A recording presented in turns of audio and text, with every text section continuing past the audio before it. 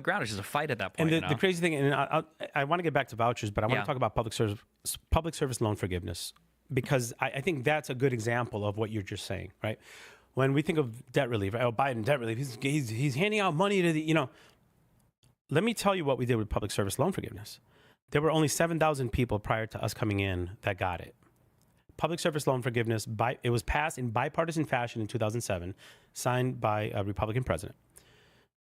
You work 10 years in public service, you pay your loans for 10 years, your loans will be forgiven. That's to increase the number of public servants, because we know they're not getting paid what they would be getting paid in the private sector. Mm-hmm. They do it because they love it. So 10 years passed, 2017. From 2017 to 2021, only 7,000 people get public service loan forgiveness. I believe there were obstacles put in the way on purpose. We come in, we said we're going to fix the system. In 3 years, we got 1 million people to get public service loan forgiveness. So, billions of dollars going to public servants, teachers, nurses, police officers, firefighters, military folks, civil servants. And people are like, oh, you're giving money out to me. No, this is an example. I was in New York. I was talking to an educator who told me I got $20,000 in debt relief. So the money that I was going toward paying my loans allowed me to fix up my bathroom in my apartment, 20-year teacher, in my apartment in New York, so that my disabled husband can finally go into the bathtub with dignity. I had another educator tell me, I was so thankful for the, $15,000 in debt relief that I got, that instead of paying that loan off now, I can get into an apartment, because now that money's going to go to an apartment where my son, this teacher's been teaching over 15 years, my son no longer has to sleep in a walk-in closet.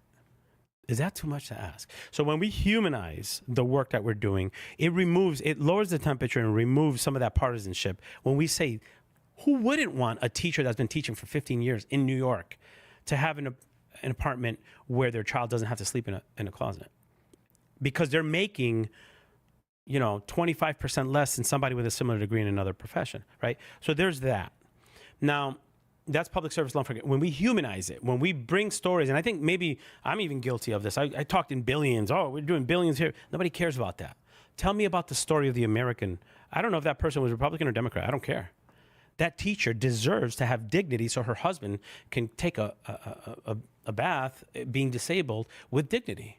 Especially because, and it's crazy because we don't think about this as Americans, but they really are some of the most important people in our entire society. There are so many people that I've met, and now you're among them, who are, I was on a path in life, and I had one random teacher in high school, in grade school, that believed in you, man, turned me on to some subject that completely changed the trajectory of this person's life. And some of these people are even getting emails where it's like, can we do the thing where every student brings in 2 boxes of tissues or whatever? And it's like, man, the school doesn't provide this. That's crazy. Like the teacher has to beg, and it's like that's. Yeah, I was buying my own copy paper. Yeah, that's insane to me. Yeah. And that's the thing. Like, we called them essential employees 5 years ago. Now it's like, So we want Finland results. We don't put in the Finland investments. Let's go to vouchers real quick. Yeah. And I'm gonna put in a nutshell the experience that I had when I was secretary. I was winding down my time. I think it was in Indiana. I was talking to a superintendent who said, I have a limited budget. I'm worried about being able to provide the basics. I need reading teachers. My kids are not reading at the level that they need to be reading, right? But because of the voucher program, I have to take $12 million out of my budget and give it toward scholarships or vouchers for independent schools. And that happened. Can I just real quick so people understand? So the way that in case you don't know, so for the voucher system, my understanding is that your property taxes basically go towards funding your particular schools, but a voucher doesn't just let you take your kid and put them in a different school, sometimes a private school. It also takes away the tax dollars, I think, that public school would get otherwise. Right. Okay, yeah. To simplify it, here's the education budget. This superintendent had, and this budget was, working to make sure all kids can read on grade levels, so on and so forth. Have meals, safe. They had to take $12 million out of that budget. So now they're operating with $12 million less. And the $12 million went toward the vouchers where parents could choose to go to independent schools, private schools, whatever. And there's nothing wrong with parents choosing to send their kids to private schools. Nothing wrong with that. Choice is amazing. I had choice. I went to a technical high school. But don't take it away from the public education dollars. That's my fight. So that district, $12 million had to go to a voucher program. In that same school system that I'm talking about, that superintendent told me that. I talked to a principal who said, I had less money now in my budget because the superintendent had to give $12 million to this other thing. I had less budget, and what ended up happening is after the students who were given the vouchers went to those private schools, after the attendance was taken on October 1st was when you do the rolls to see how many students you have in your schools. The parents of the students with disabilities were told, you know what, our school can't meet your child's needs. You have to send them back, or you should send them back to the public school because they have special education over there. The money didn't go back to the public school, but the student went back. So basically, you're giving choice for a lot of these independent schools to choose which kids they want to take. It's harder to educate. It's more expensive to educate children with disabilities, children that are not reading at grade level. So what you're doing is you're taking money from public education, money that was going to be for reading teachers, giving it to vouchers, and funding schools that can choose which students they accept. It costs more money to educate children with Down syndrome. It costs more money to educate children with autism. It costs more money to educate children with mental health or behavioral issues. So what ends up happening is those students end up coming back into the public schools, which will always serve them. But now they have less resources because those dollars were being sent for the vouchers for parents who would have sent their kids to those schools anyway, because in many cases they have those resources. That's happening across the country. And that, in a nutshell, is what I think public educators are worried about. The money that was intended to pay teachers or pay for reading programs or pay for after-school programs is now being funneled to vouchers, and the independent and private schools can choose which students they want to take. That's fundamentally going to disrupt and damage public education in this country. And I worry about it, not as 50-year-old Miguel who had the role of a secretary, a commissioner. I worry about it for the 5-year-old Miguel that's walking into our public education system right now and only has what that public school could provide, which 85-90% of the students in our country have their local public school. We're eroding that in this country in the name of choice. Parents have choice. And I do believe in choice. And I do believe in accountability for our public education system. But when we're taking funding away and putting it in schools, we're eroding that core of what's responsible for making this country grow. Yeah. I think selling it on the conservative end too, you mentioned school as being ideally the great equalizer. On a conceptual level, the voucher thing, it feels to me like it actually hurts a bit of the meritocratic part as well, to where we should all want a student that has the ability to excel, to be able to excel as much as possible. Right. Or at the very least, it should never, ever be like the facilities or the school that is holding the child back. That should never be the case. And the idea, I think sometimes, when it comes to voucher stuff, there's something that hurts deeply of the idea that like a 5 or 6 year old through no fault or benefit, like they haven't done anything to deserve it, or one way or another, that this child could already be behind because they've gone to a school system that's been pilfered, that's been vouchered out or whatever. Yeah. And it's like, man, why would we? Race or place should not determine your ability to achieve. And I shouldn't be a counterexample. I went to an economically disadvantaged community. I went to a school, and I was still given the opportunity. So it's not to say that all the kids in this community can't.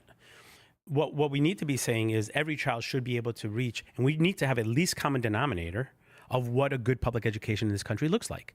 Now, when you're taking apart the checks and balances at the federal level and removing the Office for Civil Rights and cutting all the people, the technical support at the federal level whose job it is to make sure that kids in rural America are getting a decent education. When you get rid of that, you're limiting the checks and balances that are designed to make sure that all kids in this country have access to quality education, right? Maybe it's not the Cadillac version, but they're getting a public education that can open doors for them. What you're doing is dismantling that so that the kids with resources or good lawyers have access to good education and everyone else has access to lower quality education. Now, I can say that and in the same breath tell you that I believe that we need to hold all schools accountable to high standards. I believe that the best way to improve our schools in this country is to make sure that every classroom has a highly qualified teacher in it. I'll stand by that all day. I'll stand by that all day. As a school principal, I knew the quality of teacher in the classroom matters more than anything else that I can control as a principal. Yeah. And we funded pipeline programs. We funded making sure, I can't control teacher salary from DC, but I can control what debt they're going to have if they've been serving for over 10 years. I can control funding pipeline programs. We went from 0 states that had paid teacher apprenticeships to over 40 states with paid teacher apprenticeships in 4 years under the Biden team. Because we know that if we tell teachers, student teachers, we're not going to pay you for 4 months, but we want you to come into the profession, name another profession where you have to work for free for 4 months. That's crazy. And then we wonder why we have a teacher shortage. We created and supported paid teacher apprenticeships so student teachers could get paid so that they could get into the profession. That's real work to improve the profession so that we can get people in it. Now, you could talk about public education being bad and then be part of the problem that results in having substitute teachers floating around in most of our needy schools. Or, people don't want to teach in urban districts because they don't pay as much as their suburban districts. Like, let's get to the root of the issue. Let's talk about it. I'd love a Republican perspective. Let's talk about how we can come together on something that crosses the aisle to fix this problem that's happening in our. But what ends up happening is we cut the Office for Civil Rights in those communities that are urban because there's mostly Democrats there. That's crazy. Yeah. The gamesmanship and the politicking of it is really annoying. I guess just a couple more questions. On a kind of a personal, professional level, so you've gone from being a 4th grade teacher to, I guess, inarguably the highest education spot in the country. Yeah. I'm just kind of curious, are there things that you thought as a teacher, or even like, why does the principal do this, or this is so dumb, or why does education work this way, that when you were the Secretary of Education, you're like, okay, I understand this now. And then once you're there, you're like, why can't teachers understand this, or why can't principals understand that? Yeah, well, how did your understanding change of like top to bottom everything? That's pretty funny. I always try to put myself in the perspective of my 4th grade teacher self when I was in DC. Mm-hmm. I had this theory that everybody loves coherence until it hits them. As a 4th grade teacher, I wanted all my students to follow pretty much the same rules. Mm-hmm. Oh, okay. But I didn't want my principal telling me how to be a teacher. Yeah. And then when I was a principal, I'm like, you know what? If only all the teachers did similar things here, we'd be great. But damn, the superintendent is always telling me what to do. Just let me do my own thing. All the way through, right? As Secretary of Education, I recognized that principle, and I said, look, I know as a secretary who has done all these different things, I would want A, B, C, D to be consistent throughout the country. But I remember when I was a commissioner, I didn't want the federal government telling me what to do. So what I ended up doing is trying to really listen to the field and say, these are best practices that are happening. And if Delaware could learn from Oregon and California could learn from, Rhode Island on best practices, we're going to have a sense of shared practices in a community of practice where we're learning from one another. And my job as Secretary of Education is to facilitate the learning, the growth, the sharing of ideas, the exchange of what works well. We're all trying to solve the same problem. We're just not talking to each other, right? That's the mentality that I brought to DC. So to answer your question, as Secretary of Education, I wished we removed barriers and said, who cares what state it's from? I need to learn about college and career pathways. I want to learn from that state that's doing it really well, regardless of what labels I put on them.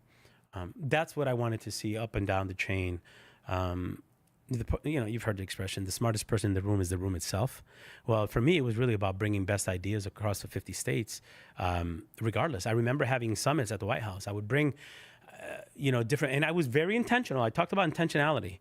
I was very intentional about bringing the Commissioner of Education from a blue state and from a red state and putting them at the same table and having them talk about summer programming. Why? Because at the end of the day, we just want what's good for kids, right?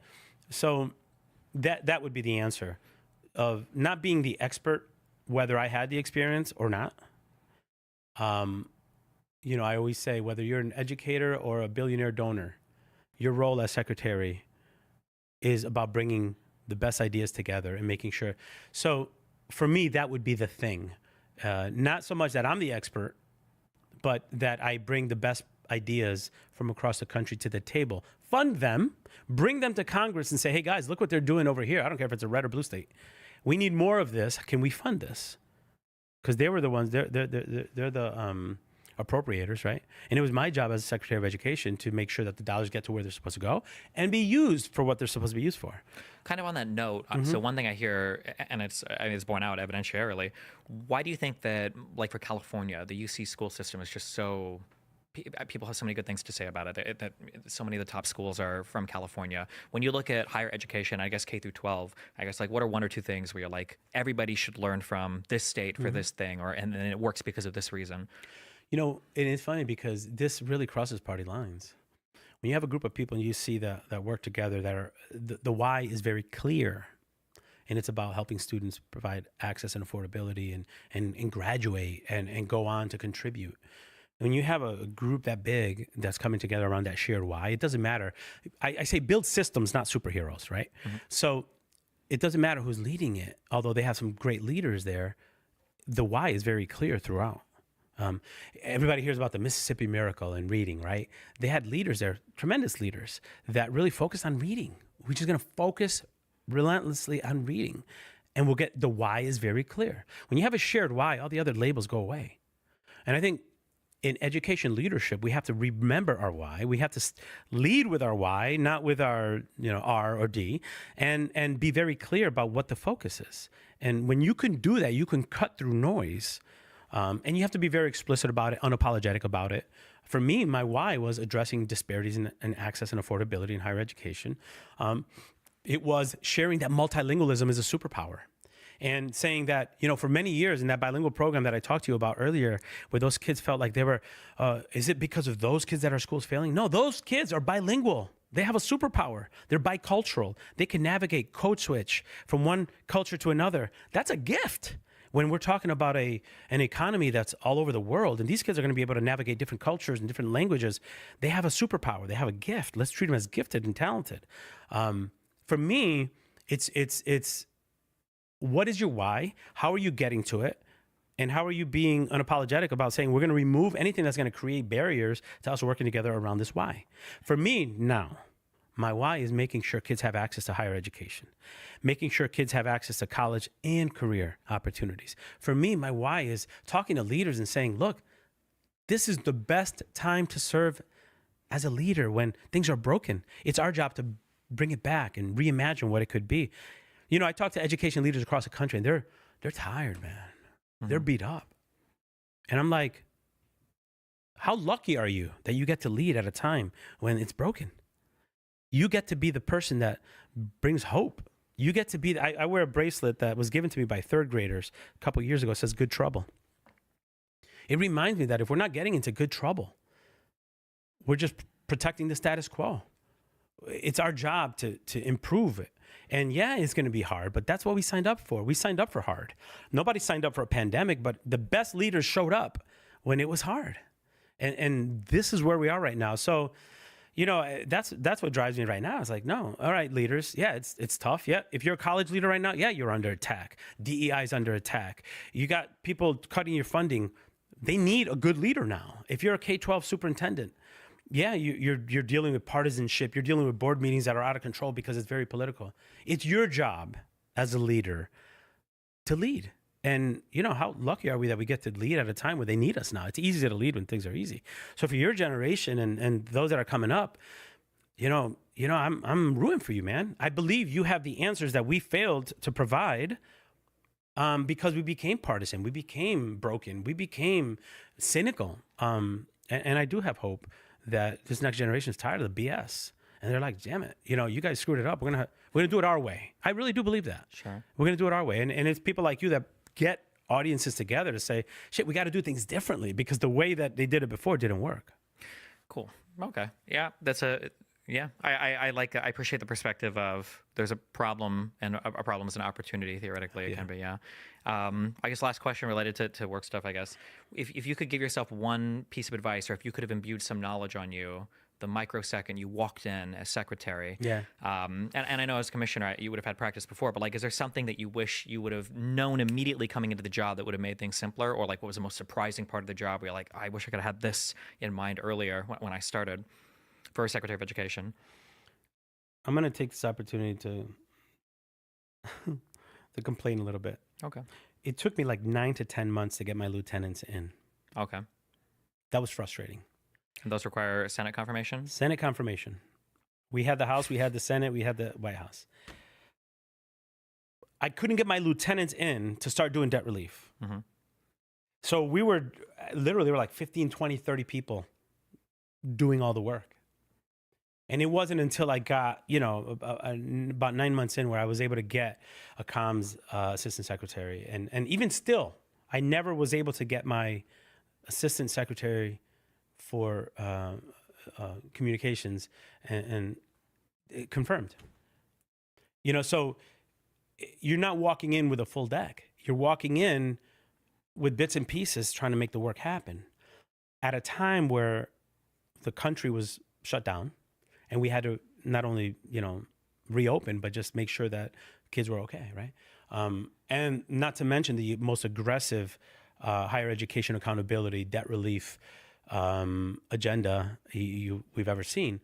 We got all that done. I wish I knew walking in that it was going to take me 9 months to get all these people, because I would have been a lot more, I don't know. I mean, then again, I'm coming from Connecticut. I don't know how DC works. So thank God I had a tremendous team around me. I had some of the most talented people that understood. I hired people that knew the White House, that knew the Hill, that knew the Department of Education, and I hired people that knew the field. So I had a good mix of people when I did get people in to get stuff done. But it's always, you're walking in for the first time and you're like, okay, how does this place work? I was building relationships with, at the time, Jeff Zients was leading the COVID response, right? So I had to, I knew my formula from Connecticut. I needed to work with Walensky, with Fauci, with Becerra, with the White House folks on coming together to say, no, this is how we're going to reopen schools. So I needed to know what CDC was going to come out with so that I could make sure my guidance was in lockstep. Left hand has to know what the right hand is doing. So it was all of that. We were aggressive and I think just even being more aggressive. Hindsight's always 20/20, but I thought we were aggressive, but kind of just being relentless in pursuing. If I knew we only had 4 years, I might have put some things in concrete and it's hard to tell, because this team, what they did was they're hell bent on just breaking everything. Yeah. Right? It's easy to break things. It's harder to rebuild. It's kind of like what we're seeing in Venezuela. It's easy to break things. Mm-hmm. How do you rebuild democracy? There are a lot of truisms that are kind of said related to a lot of different things. And sometimes I think when somebody says a thing, I try to really sit and think, like, is this actually true? And one of the things I've come out for kind of recently is this defense of bureaucracy. Yeah. And I can kind of see it even in the current admin when, say we're talking about some of these prosecutions failing because we don't know how to actually appoint prosecutors and get them confirmed. And it's like, maybe it's good sometimes to have people around that actually know how the system works and how to actually make things. Yeah. It's crazy you say that, because I'm a big believer in, when I got there, look, I'm like, I don't want, this is a bureaucracy. I was a classroom teacher. I didn't know what the hell the federal government did. We're going to make it make sense. We're going to be a service agency, right? That was a big thing that I would tell my staff. We're going to be a service agency. But you dismantle the Office for Civil Rights. You're going to have civil rights issues for the next decade and no one to turn to at the federal level. Special education being moved to HHS. Okay. And don't get me wrong, restructuring is always something that we should be thinking about, how to be more efficient, how to be more effective. You're going to have issues of special education services not being met. And you're going to go to someone that is now in a different department that hasn't done this. And who's going to suffer? The parents and the students with disability, students furthest from opportunity. So it sounds nice to break things up, but when you don't have an answer, when things come up, we're going to be dealing with these impacts for I would argue over a decade.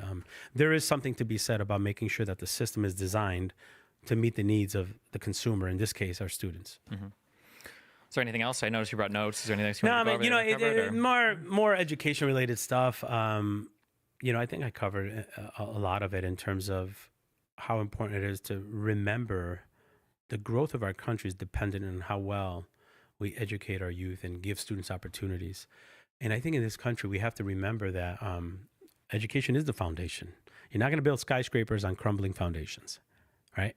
And whether we're cutting research dollars for higher ed or limiting the amount of talent from other countries that come here to then learn in our institutions and stay here and solve our problems, we're weakening our defense. You can be bravado and be defense, and how strong our military is. That's great, but I think education is our best defense. Can I just say on that, something that is so irritating to me is that of all the shit that other countries, these Europeans, anybody else give America, our higher education was unimpeachable. I would say, like, people from all over the world come to the United States to attend some of these universities, and to see those come under attack, it's like, man, like, these are like some of the few things that all of us could kind of be proud of. And actually, that was one of the things, I don't want to, we're already past I don't want to tell too much, but like, one of the things that was so frustrating to me, I think you've written a lot about, like, there are problems, you just have the political will, you can do them, is when I looked at COVID and I looked at everything happening with COVID, and especially with things like masks and everything else, there was this time period where we were like, well, we don't know if we can do this, or we don't have the manufacturing and we can't make the machines, we can do this. But once the political will is there, my God, the United States of America, we could do anything. And yeah, not only, but so we can do anything. We can do anything. But the fact that it's so hard to get that there, and then even when we do amazing things, it gets undermined so much by future players. Like, I look at, not to get to the most political topic, like the vaccine stuff or whatever, everybody around the world, China wishes they had developed our vaccines. Russia wishes that they had developed our vaccines. And even when we do these amazing things, what Biden was like 100 million in 100 days, got it done, I think, in 50 days. Yeah. Nobody was able to do that. And it's hard to even take credit for that. And it's like, man, if there were just some thing, like, even I hate him more than anyone else on the planet right now, Elon Musk. But like, oh my God, like watching the rockets come back down to the planet, and Tesla pushing the electric vehicles forward, that industry 10 or 20 years. Yeah. There's so much stuff here that if we could just get on the same page, we would just dominate. I could feel your But let me just say this: we are in a period of time, but this country is the greatest experiment, and this is a very bad blip, but we are still the United States of America. And we, our universities are the envy. I remember when I was doing that residency at Harvard, there was some concern if the international students were going to come back because of the visas. They were coming up with a plan B, because what if the students were not allowed back in?